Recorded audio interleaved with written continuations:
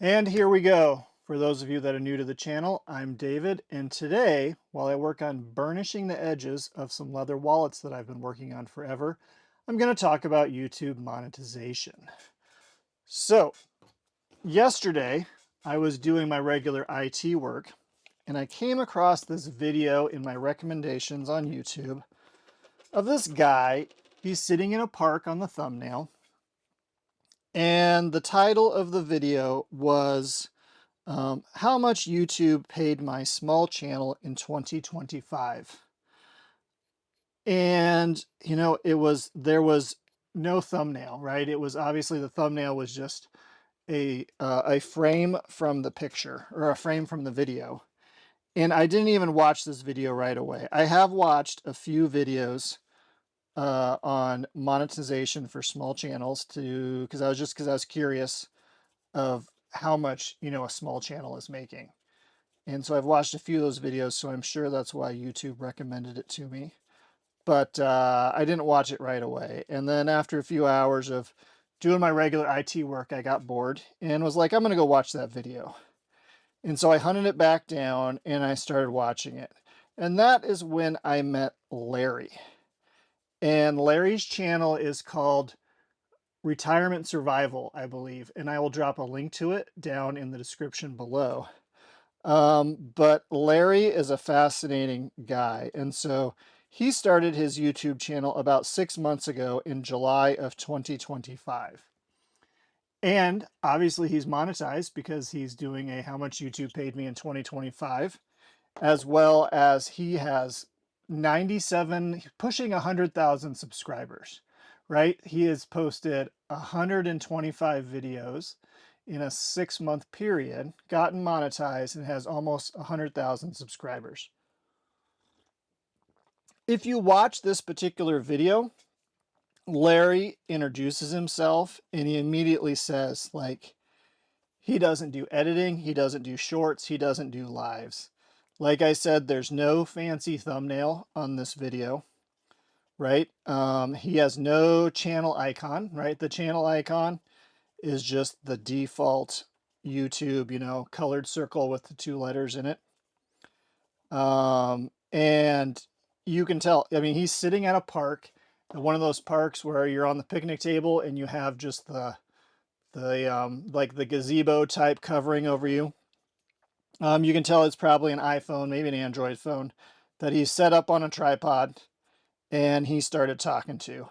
There's no fancy mics like this Rode mic that I'm using. He's got one camera. He obviously hits play, talks his spiel for anywhere from, it looked like to be, 6 to 12 minutes. I think his longest video was 14 minutes. And then he stops it, and I'm guessing he probably edits off the video of him pushing the buttons to start and stop and uploads it to YouTube. And I was just looking at this and I became fascinated with Larry because he is doing the opposite of all the videos that I've watched on how to get YouTube views, how to get monetized, things like that. So Larry is talking about retirement. And I've seen some retirement videos, but they're always in the context of this is how much money you need to retire, or this is how you should save money for retirement. It was always a person who isn't a retirement age, right? They're my age, younger, a little bit older. They're not retired yet, though. And they're talking about it from a financial standpoint. Larry is just telling, his trials and tribulations, if you will, of living the retirement life. It sounds like he retired in 2019. It didn't stick. He must be the type of guy who just wants to kind of keep working. And so he started working again, and then he retired again in 2024 and was looking for what to do. And I guess maybe Larry was at a family gathering and he thought maybe he'd give YouTube a try. And his 18-year-old granddaughter was like, no problem, Grandpa, I'll set it up for you. And got him set up, and he's sitting in a park. Sometimes he's in his living room couch. It looks like sometimes he's with his wife. And he's talking about various situations, various stories of the videos I've watched of retirement and trials and tribulations, ordeals he'd have to deal with. And I'm fascinated. So Larry pointed out that, so he started his channel in July, and in August, he got monetized right away in July. And in August, he got a check from YouTube, or got the payout from YouTube of $1,200. And it sounds like that is the biggest check that he's gotten, was right away he had a video that took off. But he said throughout numbers like $800 some months, $400 some months. And he's doing great. I mean, kudos to Larry. And I think Larry, the case study of Larry is fascinating to me, because you watch these videos. I'm sure if you found this video, you're either one of my subscribers and you're annoyed because I'm not specifically making something and this is more of a talking head video, or you Googled how much money can I make on YouTube and this came up. And if you didn't quit within 5 seconds, which most people do, you're following along. And I think what happens is lots of people who want to start YouTube spend an insane amount of time trying to figure out how to get subscribers, how to get views, how to get monetized. And they don't spend the time, and I'm guilty of this too. We don't spend the time just putting out videos.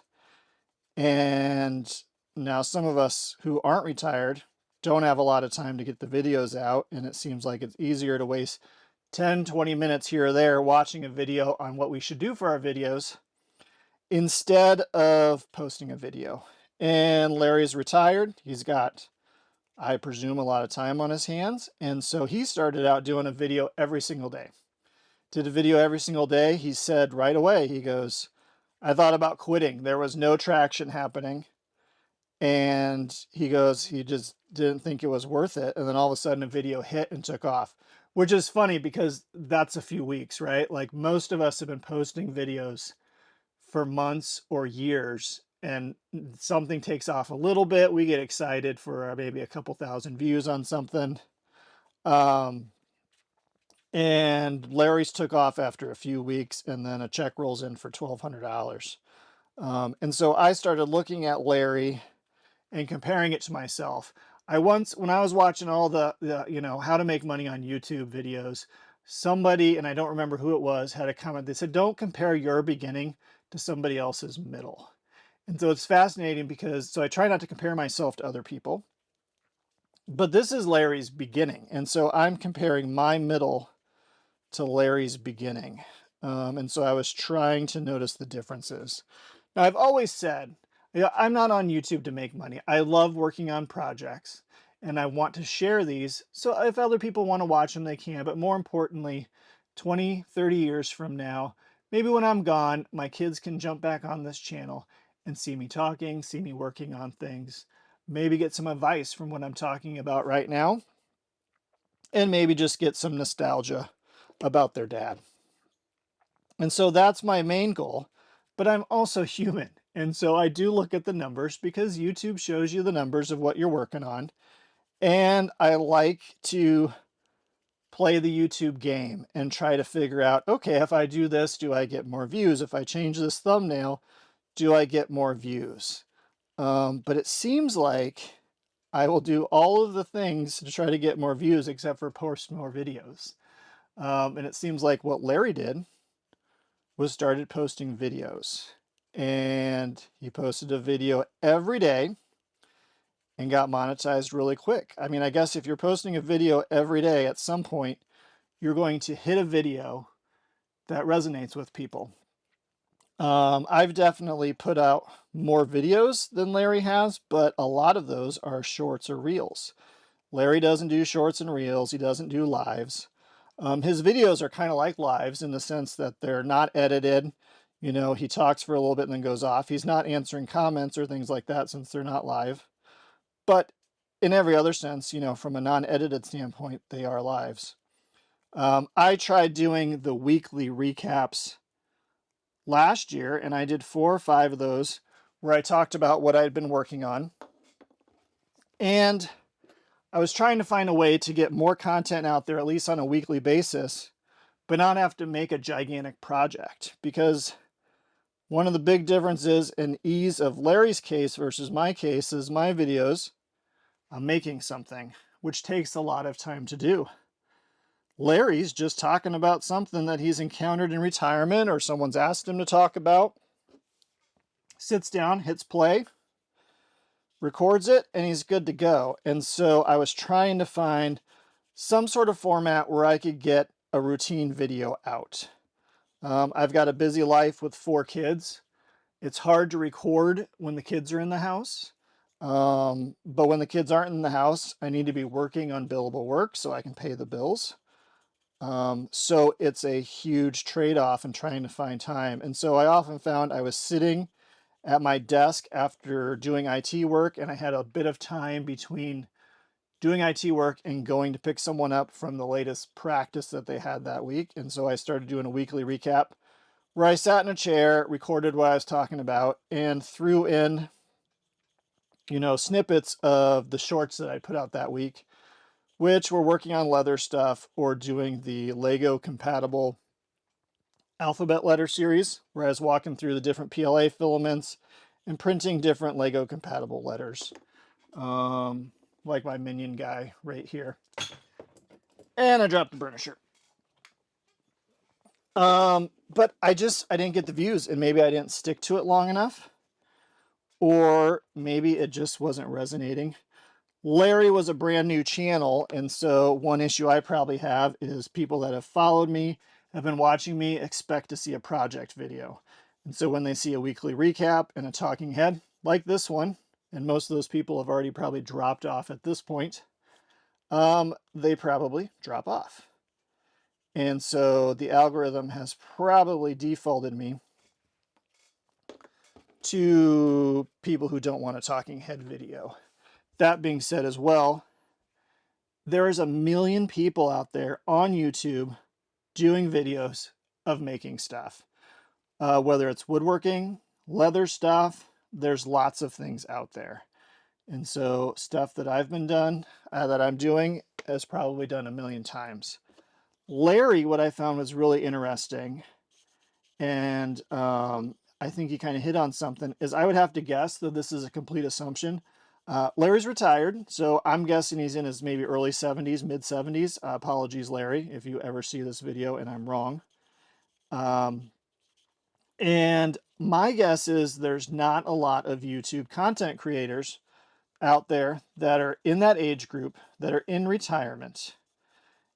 But my other guess is that there's a lot of YouTube video watchers that are in that age group, retired, and have time to watch videos. And like I said earlier, most retirement videos that pop up in my feed, now granted, I'm not the target audience, right? I see ones though on people, how much to save to retirement? Can I retire with this dollar amount? The algorithm's now targeting me because I'm getting to an age at the age of 47 where I want to retire because I'm tired of working, but I can't. And so the algorithm could be skewed, but it seems like his target audience is people that have a lot of time to watch because they're retired, and his topic is niche enough because he's not talking about the money. He talks about money, but not from a saving standpoint, but just from a living in it, in the dirt, in the grime. He seems like a very smart guy, and he's got a lot of life experience. He used to do I think it was a contracting company, so I assume like building houses or renovating houses or things like that.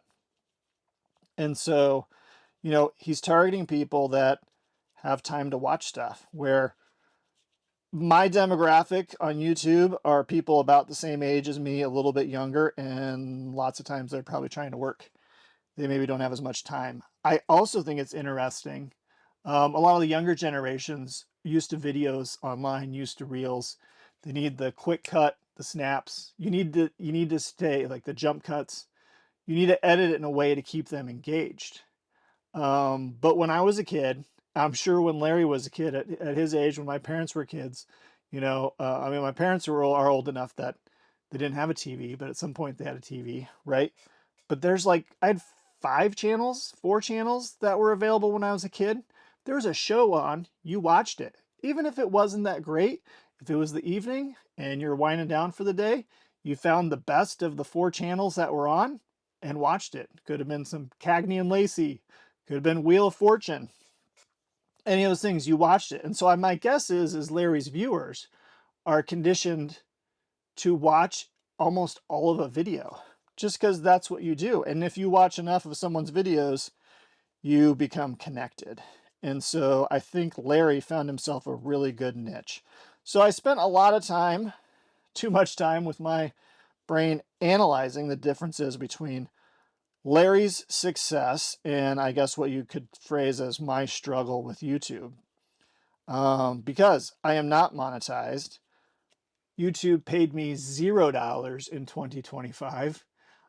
You need 4,000 watch hours and 1,000 subscribers to get monetized on YouTube.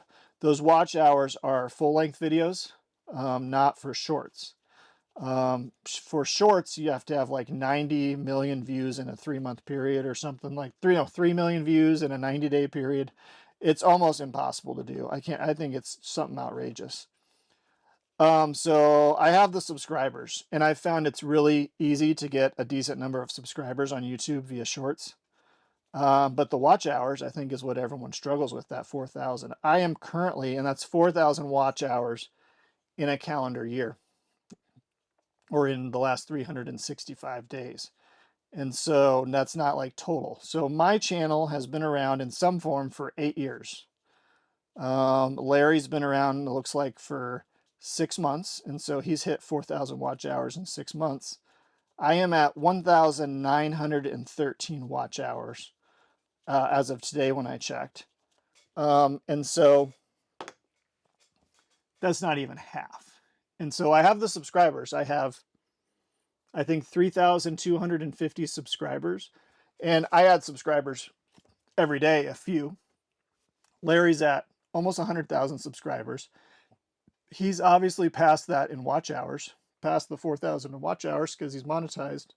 And he doesn't edit. He just posts this stuff, right?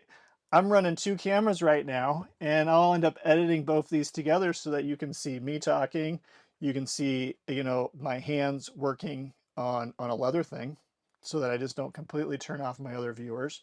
I've got a fancy mic on there. On Larry's videos, you can hear the wind at the park, obviously hitting on his iPhone microphone or whatever video he's using. He's got no thumbnail. He's not editing anything together. He's not doing jump cuts in between scenes. He's just getting up, telling a story, and posting it to YouTube, and he's killing it.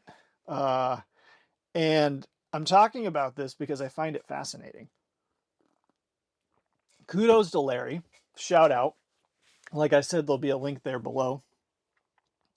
But it fascinates me so much that he's doing really the opposite of what all these experts are saying. And I have been saying now for a long time ago, if you want to make money on YouTube, make a YouTube video on how to make money on YouTube, because they always have a ton of views. And I think it's not true. People don't know it. I've watched these videos. They're like, do this, do this, do this, cutting, fast sequence, whatever, editing. But I think the key is you have to find a niche, and you have to keep posting videos, and hope for the Larry effect. I don't think it's realistic for us to do these gigantic projects, right? That's another way to do it. You got the crazy YouTubers that are doing, Whistling Diesel or things like that. They're doing outrageous videos. Yeah, it works, and they're probably making, lots and lots of money off of that. But I think it's the basic concept of picking a topic and posting videos and doing exactly what Larry did. As for me, I got the edges burnished on these outer parts of these wallet pieces. I needed to get these done before I sew them together because I won't be able to get to these edges. But I will see you on the next video.